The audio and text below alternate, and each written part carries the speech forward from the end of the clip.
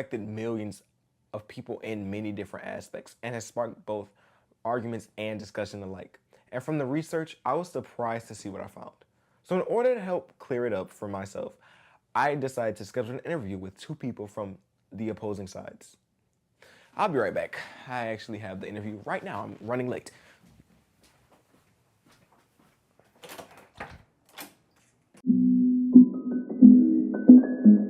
Disclaimer, this section of the video does not reflect the real opinions of me or anyone, but instead a dramatic parody of real opinions.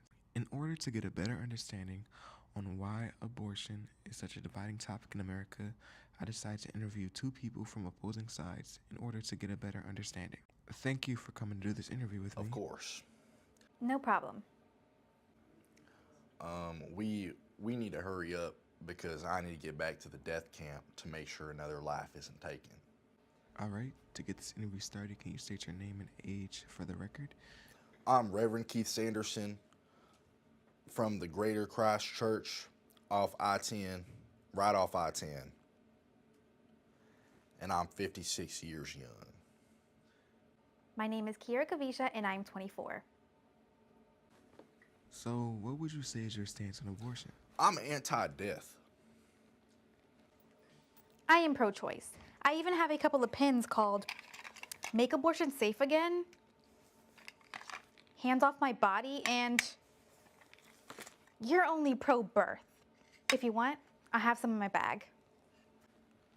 I believe if you wanted that man and you wanted to have intercourse, and you let him finish inside you, you should have that baby. That was your choice. I also volunteer at Planned Parenthood on the weekends. My first question is abortion murder? Is abortion murder? Yes. By definition, abortion is murder. No. Expand, please. As soon as an egg is fertilized, that is a human being.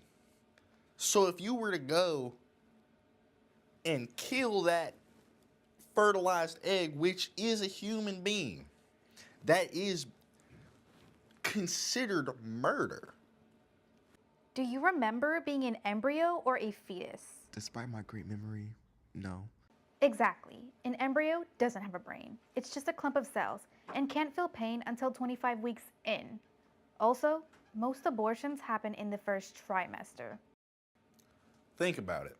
Would it be okay to go and shoot a newborn child in the head? Never. Exactly, son. These women are out of control. Out of control just to cover up for them being whores.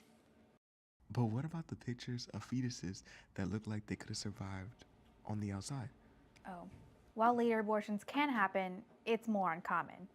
Also, those pictures were chosen purposely to deceive the public into thinking that most abortions happen that late. And this, of course, is to cause more people to jump to their side. These liberals just love to show their support for every single minority ever. The blacks. You do realize I'm black, right? Not you. You're one of the good ones. The alphabet mafia. I don't mean to rush you, but how long will this take? I have a protest about trans rights after this. And the poors. But they're fighting for the government-sanctioned murder of children. Ugh, that just gets my blood boiling. To be honest, I got my fair share of burials of unborns to show them dignity. Unlike the mothers, my fault, the filthy mothers who decide to kill brutally their own blood.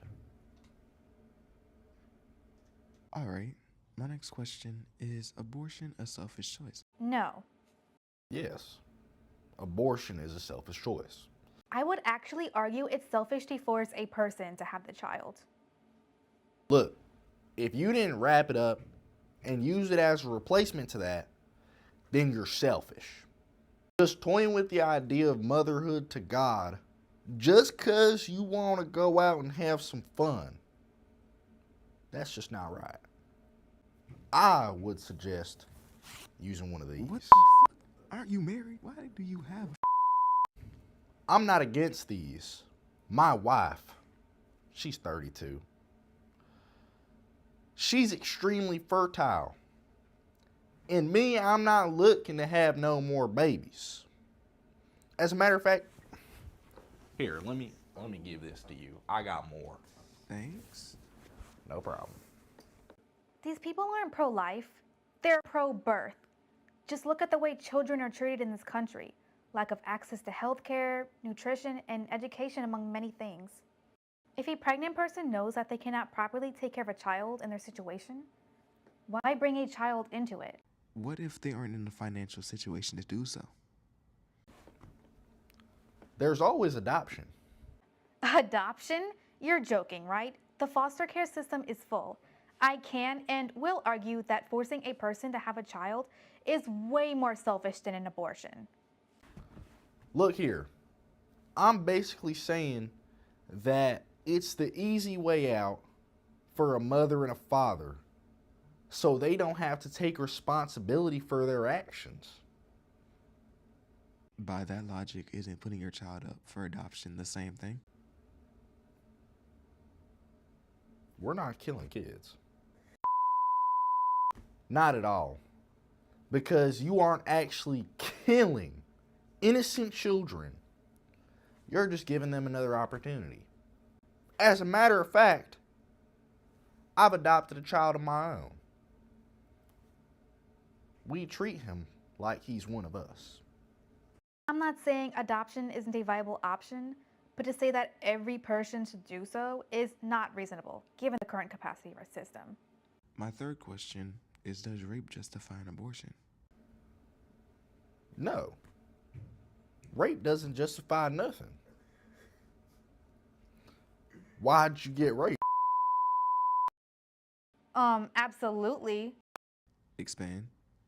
Let's be real here. If you were wearing unrevealing clothing instead of what these whores and hoodlums out here wearing, these low highs, if you weren't wearing all these nothings, then maybe one of these criminals out here, which I'm not saying they're in the right, because they're not. One of these criminals out here wouldn't be looking at you like some snack. If we couldn't see your snacks, your little package. Maybe try investing in a sweater. Some baggy pants. Let me give you an example. If I shoot you and put a bandage on it, does that change the fact that you've been shot? Well, no. No, it doesn't. Exactly. The rape still happened, whether the child was born or not. Who out here genuinely believes that a person should be forced to carry a child after being violated? I would be a hypocrite if I would say a woman could get an abortion for rape if she wasn't ready for it. If you feel that you have to change your personal morals in order to fit a wider belief, is it really something that you fully support? To be honest, I've never thought of it like that. A friend of mine, in the past, she was raped. She grew up in an ultra-conservative town in Arkansas. This caused her, to become pregnant. Despite the fact that this was very traumatizing, she was a devout Baptist. She believed it was murder. However, me, along with a couple of other friends and her doctor, told her that she was allowed to not keep the baby. Think about it like this. If one of your friends was a child of rape, does that mean that their life doesn't matter? Does that mean you can just go shoot them point blank range in the face? because they were a child of rape? Of course not. Of course not. That's discrimination based off of someone's background that they can't control. How would you feel if someone judged you for being of a different background? That happens enough. Look at me. Yeah, you real different. What's that supposed to mean? This was 4 years ago, right before COVID. She was so happy looking back and thanked us, as she wasn't able to properly take care of the baby and give them the love they would have deserved when she wasn't fully healed. At the end of the day, that baby will always have a piece of the crime with her and serve as a constant reminder of whether or not she was loved. Deciding to abort the unborn child is just another act of violence to cover up the mother's own trauma. She just ends up worse. It's like she's an empty shell after. My last question is, should abortion rights be restricted? No. Yes. As a matter of fact, I'm glad Roe v. Wade got overturned. Why? That bitch is the reason millions of kids got killed. There are several reasons why a person would make the hard choice of getting an abortion. In being pro-choice, I know it's a hard choice. But that's what it should be, a choice.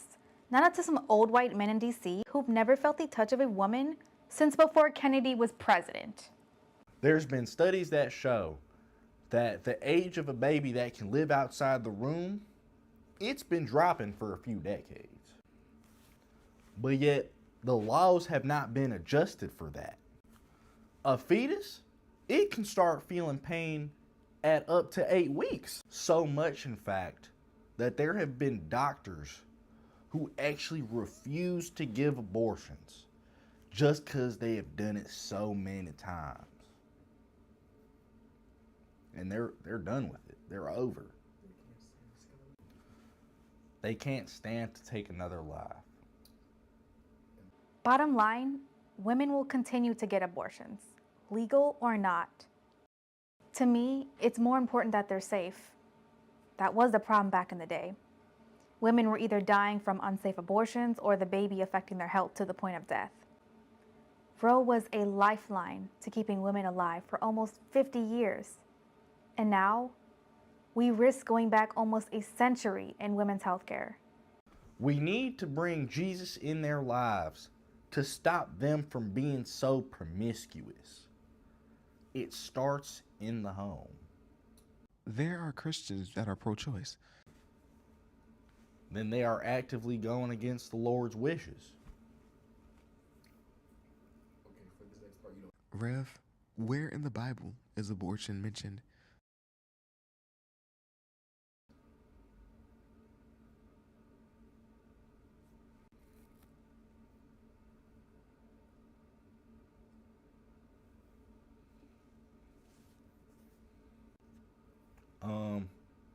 Let's say that they do abort the child because they aren't ready.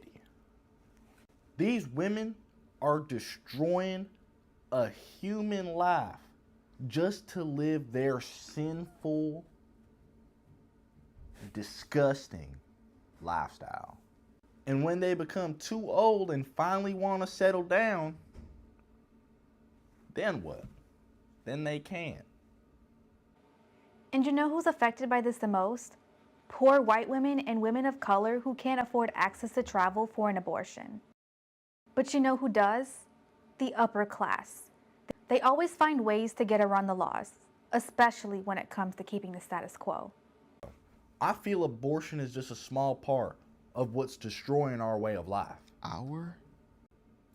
Yeah, son. You don't see it? They're trying to outnumber us. And soon we'll all be singing El Estandarte con la Lente Julian de Estrellas instead of the Star-Spangled Banner.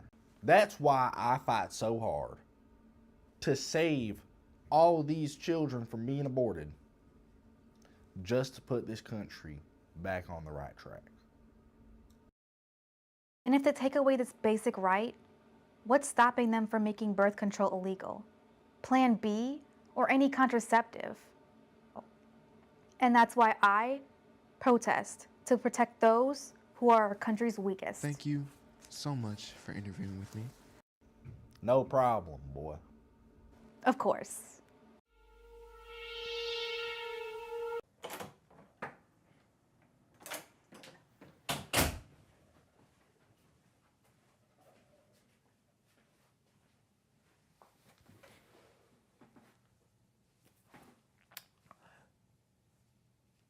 So that interview only made me more confused.